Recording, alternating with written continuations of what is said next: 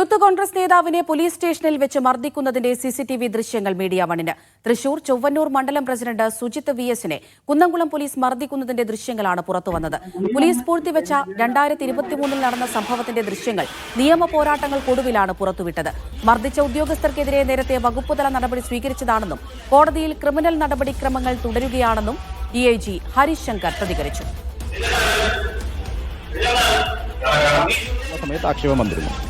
ആ ആക്ഷേപത്തിന്റെ അടിസ്ഥാനത്തിൽ അന്ന് അതിനെ സംബന്ധിച്ച് എൻക്വയറി നടന്നിട്ടുണ്ട്. ആ എൻക്വയറി നടന്ന് ലഭിച്ച തെളിവുകളുടെ അടിസ്ഥാനത്തിൽ കുറ്റക്കാരായി കണ്ട ആൾക്കാർക്കെതിരെ ശിക്ഷ നൽകിയിട്ടുള്ളതായിട്ടാണ് രേഖകളിൽ കാണുന്നത്. ആ കോടതിയിൽ ഒരു MC ഇതുമായി ബന്ധപ്പെട്ട് ഓൾറെഡി ക്രിമിനലായി നിലനിൽക്കുന്നുണ്ട്. അപ്പോൾ ക്രിമിനൽ നടപടി ഓൾറെഡി പെൻഡിംഗ് ആണ്. ഇനി ആ ക്രിമിനൽ നടപടിയിൽ കൂടുതൽ എന്തായെങ്കിലും കോടതിയുടെ പരാമർശവും കോടതിയുടെ നടപടിക്രമങ്ങളും കൂടെ പരിശോധിച്ചിട്ട് ഇതിൽ മറ്റെന്തെങ്കിലും ആക്ഷേപങ്ങൾ ആ ഘട്ടത്തിൽ വരികയാണെങ്കിൽ ആ ഘട്ടത്തിൽ പരിശോധിക്കും.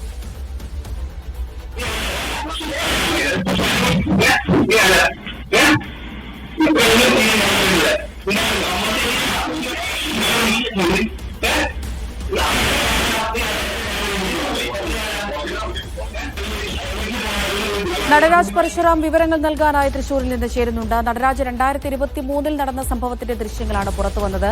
പക്ഷേ അപ്പോൾ വകുപ്പുതല നടപടി എടുത്തിട്ടുണ്ട് എന്ന് പറയുമ്പോഴും ഈ ദൃശ്യങ്ങൾ മറച്ചുവെക്കാൻ പോലീസിന്റെ ഭാഗത്തുനിന്ന് വലിയ ശ്രമങ്ങൾ ഉണ്ടായിട്ടുണ്ടായിരുന്നു. ഇപ്പോൾ ഇത് പുറത്തുവരുന്ന സമയത്ത് ഇനിയിപ്പോഴുള്ള തുടർ നടപടികൾ എങ്ങനെയായിരിക്കും?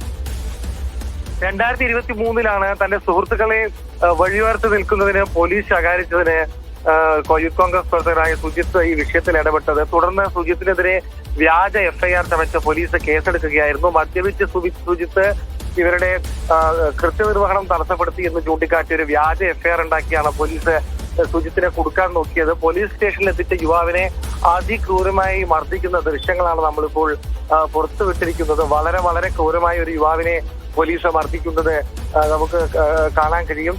പിന്നീട് കോടതിയിൽ ഹാജരാക്കിയപ്പോൾ ചാവക്കാട് കോടതിയാണ് യുവാവിനെ ജാമ്യം അനുവദിച്ചത്.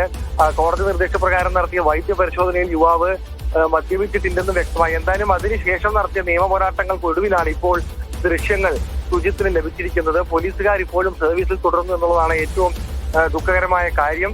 ഇത്തരം മൃഗീയമായ നടപടികൾ സ്വീകരിച്ചിട്ടും സർവീസിൽ തുടർന്നു. DIG വിശദീകരിച്ചതാവട്ടെ അവർക്കെതിരെ ഡിപ്പാർട്ട്മെന്റ് തല അച്ചടക്ക നടപടി സ്വീകരിച്ചിട്ട് ഉണ്ട് എന്നുള്ളതാണ്.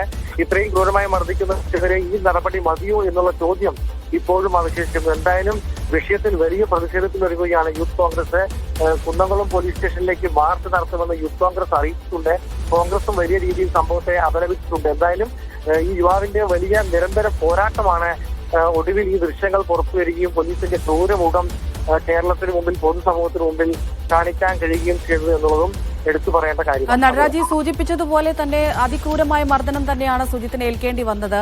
ഇപ്പോഴും വകുപ്പ് തല നടപടിയിൽ മാത്രം ഒതുക്കിയ ഒരു സംഭവമാണ് കാണാൻ കഴിയുന്നത്. ഇപ്പോൾ സുജിത്തിന്റെ നിലപാട് എന്താണ്? കൂടുതൽ നിയമ നടപടികളുമായി മുന്നോട്ട് പോകാൻ തന്നെയാണോ തീരുമാനം?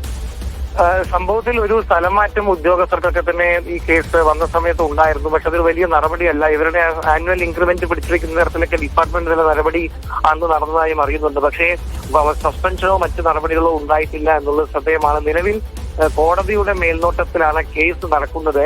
ഈ കേസിന്റെ സമാപനത്തോടു കൂടിയായിരിക്കും വിധി എന്താകുമെന്ന കാര്യം വ്യക്തമാവുക. അതിനുശേഷം ഒരു നടപടി ഉണ്ടാകുമെന്നാണ് പോലീസ് വൃത്തങ്ങളിൽ നിന്നും അറിയാൻ കഴിയുന്നത്. പക്ഷേ ഈ യുവാവ് തന്നെ മർദ്ദിക്കുകയും തന്നെ തെറ്റായ കേസിൽ കൊടുക്കുകയും ചെയ്ത ഉദ്യോഗസ്ഥർക്കെതിരെ നടപടി വേണമെന്ന കാര്യത്തിൽ ഉറച്ചു നിൽക്കുകയാണ്. അതുകൊണ്ട് തന്നെ കൂടുതൽ നിയമ നടപടികളുമായി മുന്നോട്ട് പോകുന്നുണ്ടെന്ന് സുജിത്ത് വ്യക്തമാക്കുന്നുണ്ട്.